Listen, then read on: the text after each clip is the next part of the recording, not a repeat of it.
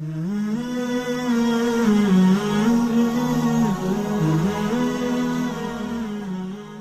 akhi, kadang kita kuat sholat 1 juz berdiri, kuat lari, kuat angkat beban, tapi berat sekali mulut ini tuh ngomong minta maaf. Ya akhi, maafkan saya. Berat sekali. Gak tahu kenapa.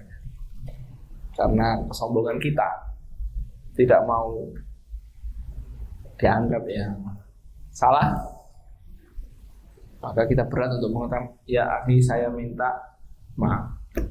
Meskipun dia yang salah, kita mancing untuk kita minta maaf. Habis itu dia pasti juga akan ya akhi saya juga maafkan saya. Selesai masalah. Suami dengan istri masih ada simpan rasa jengkel, maafkan. Maaf. Dan ini ya, saya mengatakan saya menemukan teori. Kalau Newton menemukan teori, Einstein menemukan teori, saya juga menemukan teori. Apa itu? Pokoknya kalau ribut sama istri, bilang istriku saya minta maaf, janji terakhir nggak mau ulangi lagi. Selesai. Suami sama istri mau masuk bulan Ramadan, kalau masih ada jengkel di hatinya, kadang-kadang itu bapak-bapak itu nyimpen di hati. Kadang-kadang ibu-ibu juga nyimpen di hati juga. Kak, mau masuk bulan Ramadan ini supaya Allah mau menurunkan ampunannya buat kita. Karena yang kita cari di bulan Ramadan itu adalah ampunan Allah SWT. Syahrul maghfirah. Dan orang yang celaka adalah orang yang masuk di bulan Ramadan, keluar lagi belum diampuni dosa-dosanya. Orang yang masuk di bulan Ramadan, keluar lagi dosanya belum diampuni oleh Allah SWT. Minta maaf sama kakak kita, adik kita, sepupu, siapa yang punya kita salah pada dia, minta maaf. Kalau ada kezaliman, minta halal. Kalau ada utang, minta tangguh kalau nggak mampu bayar. Tapi kita membuka hubungan kembali, mungkin kalau ada yang putus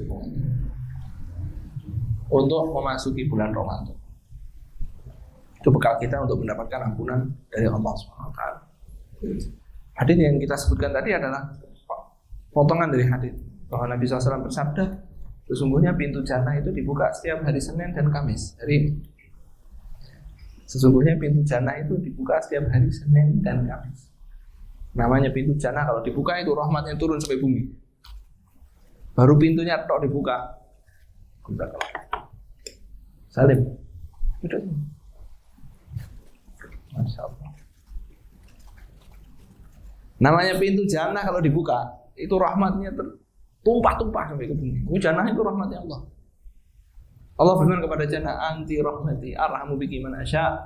Kamu itu adalah rahmatku, kata Allah. Aku merahmatimu. Aku merahmati denganmu itu hamba-hamba yang aku hendak.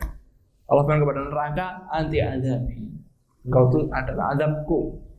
Wa adzibu biki man asya. Aku mengadab denganmu orang-orang yang aku kehendaki. Pintu jannah dibuka. Itu rahmatnya memancar-mancar sampai ke bumi. Ya. Maka disebutkan setiap hari Senin dan Kamis. Fayughfaru, maka ketika itu diampuni buat semua hamba yang mukmin yang tidak menyekutukan Allah dengan suatu apapun. Semua hamba yang beriman diampuni dosanya setiap hari Senin dan Kamis. Illa, kecuali siapa yang nggak dapat ampun? Illal mutakhasimain. Kecuali dua orang yang sedang berseteru. Dua orang yang sedang marah-marahan. Dua orang yang sedang putus hubungan. Fayaqulullah, maka Allah berfirman, anziru hadaini, anziru hadaini, anziru hadaini, anziru li hadaini, anziru li hadaini, anziru li hadaini hatta yastalihah. Tunda dulu ampunannya dua orang ini. Tunda dulu ampunannya dua orang ini. Tunda dulu ampunannya dua orang ini sampai mereka mau berdamai. Subhanallah. Allah Subhanahu wa ta'ala dengan rahmatnya, dengan ampunannya, itu menangguhkan ampunannya ketika kita bermasalah sama saudara kita. Makanya permasalahan antara kita sama saudara kita ini selesaikan agar rahmatnya Allah nyampe ke kita. Kalau enggak sampai, terhalang. Bahkan menghalangi diterimanya pahala sholat. Ini mau sholat bulan Ramadan, qiyamul lail, taraweh, sunnah. Tapi ada orang-orang yang sholatnya itu pahalanya nggak bisa naik melebihi kepalanya.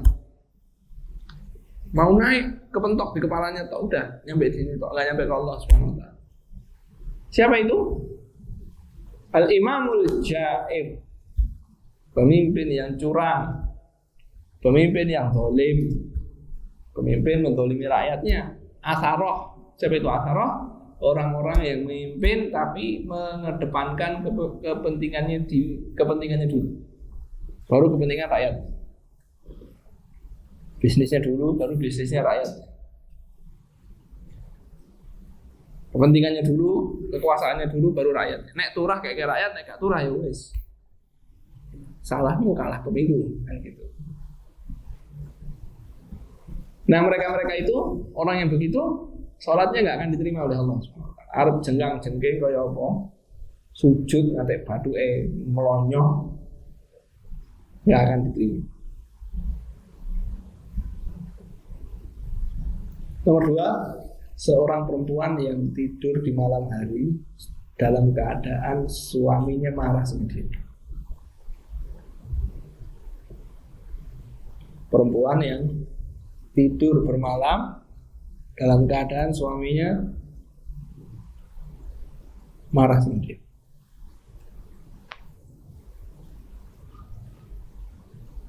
Bukan menolak hubungan suami istri, lain lagi. Itu diantara sebabnya. Tapi akhlaknya yang buruk buat suaminya jengkel, sholatnya nggak diterima. Yang ketiga, wa akhawani mutasarimani, 2 orang saudara yang saling memutuskan hubungan. Sholatnya nggak diterima oleh Allah Subhanahu Wa Taala. Untuk ini ya Pak, hadits ini diriwayatkan oleh Imam Ibnu Majah.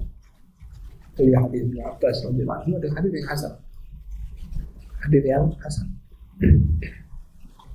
Maka itu alhamdulillah menyambut Ramadan itu pertama dengan itu. Kita cek, saya punya kezaliman sama siapa? Kesempatan ini mumpung masih hidup. Oh saya pernah menzalimi fulan, wa'ala, datangnya minta maaf. Saya kalau punya salah minta maaf. Ya sudah. Kalau orang Jawa bilangnya kosong-kosong ya. Ya, Anda maafkan, nanti maafkan sudah. Yang nomor 2, tajdid taubah, memperbaharui taubat. Kita mau masuk bulan Ramadan, mau kebut-kebutan amal soleh, jangan sampai ada dosa-dosa yang menghalangi kita dari Allah Subhanahu Wa Taala. Pemimpin-pemimpin setan itu sudah dibelenggu oleh Allah Subhanahu Wa Taala. Pintu neraka sudah ditutup. Tapi kalau ternyata rahmat Allah tidak nyampe ke kita gara-gara dosa-dosa kita, maksiat kita yang kita belum tobat, hati-hati. Ya, banyak kesempatan memperbaharui tobat. Kalau kita punya dosa, ya Allah maafkan saya dosa saya ini. Akui sama Allah Subhanahu Wa Taala, janji tidak mengulangi.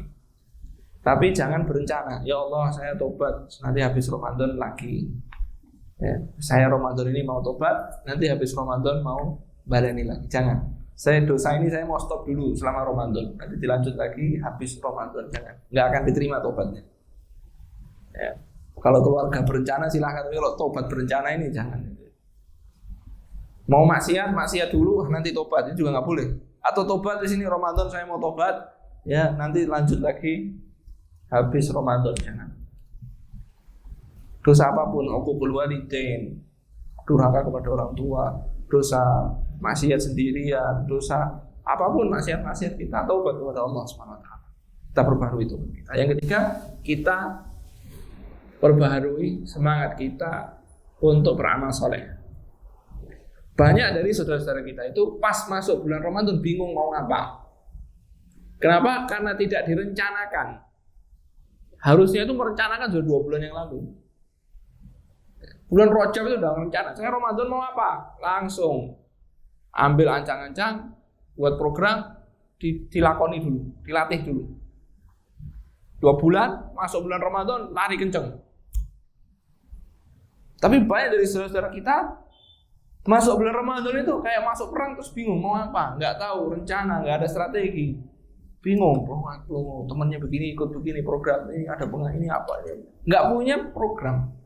Sehingga ya Ramadannya dia ya seperti Ramadan biasa-biasanya itu nggak ada kemajuan, nggak ada pencapaian yang ditarget. Saya Ramadan ini mau apa? Mau khatam berapa kali? Mau sedekah setiap hari berapa? Mau sholat berapa juz? Mau apa? Segera direncanakan. Siapa yang belum punya rencana, ya sering kita sampaikan berkali-kali. Siapa yang belum punya rencana, pulang dari sini nanti duduk, tulis, mikir, saya mau apa? Saya mau khatam 3 kali, berarti sehari harus 3 juz.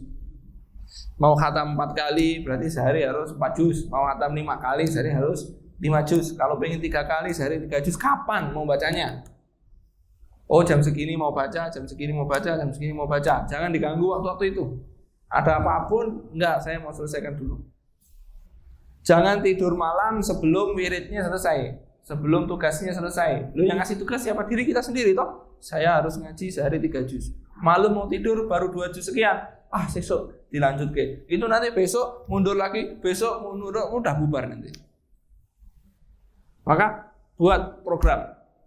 Saya sehari 3 juz. Ya udah 3 juz. Mau ada apapun pokoknya 3 juz harus rampung. Tuh bab-bab begini kita dengan diri kita ini harus selesai. Kalau kita dengan diri kita urusan begini nggak pernah selesai, kita nggak akan pernah mendapatkan perkembangan, peningkatan dalam diri kita. Karena selalu kalah dengan diri kita. Karena musuh utama kita itu ternyata adalah diri kita. Ya itu tadi, nggak bisa diajak untuk menyelesaikan target yang kita buat sendiri. Mau sehari 3 juz, ya udah 3 juz. Jangan tidur malam sebelum 3 juz ini selesai. Ada apapun, pokoknya 3 juz itu rampung. Ya. Kalau 2 juz ya 2 juz. Makanya dalam membuat target harus realistis. Ojo kemaki gitu. Sehari biasanya berapa? 1 juz. Oh, Ramadan aku sehari harus 10 juz. Mas. Tonton kuat atau ora gitu ya. Karena belum betah. Ya, kalau buat misalnya biasanya sehari 1 juz sudah kontinu, ya sudah nanti Ramadan ini 3 juz, realistis. Mas sehari nanti saya mau khatam sekali saja loh, jangan sekali, rendah sekali itu. Mosok sehari cuma 1 juz. Ya, 1 juz itu dibaca setengah jam, 24 jam dari bulan Ramadan cuma setengah jam tok. Ya, masih ada waktu yang peluang banyak. Mau dipakai apa? Kita harus buat target. Ya, minimal 2 kali khatam, 3 kali khatam minimal. Supaya apa? Supaya setelah Ramadan pasti semangat kita turun. Nah, ketika turun nggak terlalu anjlok dari 3 juz, paling enggak kan, ya 1 juz lah, gitu ya. 1 juz habis Ramadan rutin sejuz sehari. Nanti masuk Ramadan berikutnya 3 juz, nanti keluar Syawal tambah 1,5 juz. Jadi setiap tahun itu ada peningkatan. Peningkatannya kapan efeknya? Ya efeknya ketika Syawal. Ya, bukan pas Ramadan ini Syawal entek. Ya turun, tapi jangan entek banget lah. Ya, ojo entek banget. Ngajinya ya 1 juz. Kalau nggak pernah ngaji sebelum Ramadan ini, ya nanti setelah Ramadan minimal 1 orang itu 1 juz 1 hari. Minimal. Ya, 1 hari. Jangan enggak. Kalau enggak kita kehilangan kontak dengan Allah Subhanahu wa taala. Seperti telepon kalau sinyalnya putus itu gimana rasanya? Nah itulah kita kalau jauh dari Al-Quran. Tali kita dengan Allah itu putus. Tali kita yang menghubungkan kita dengan Allah itu adalah hablullahil matin, kata sahabat itu. Al-Quran itu hablullahil matin, tali Allah yang kuat. Kalau mau berpegang dengan hubungan kita dengan Allah, pengen ittisal, bersambung kita dengan Allah, ya baca Al-Quran. Beda kok rasanya kok. Ya. Yang belum pernah rutin sehari sejuz, silahkan dirutini sehari sejuz. Demi Allah, hari-hari antum akan berbeda. Akan berbeda. Lebih nikmat, lebih bersemangat, lebih berisi harinya, lebih terasa manfaat harinya, lebih bersemangat dibanding dengan tidak pernah membaca Al-Quran. Itulah 3 hal bulan Ramadan yang harus kita perhatikan.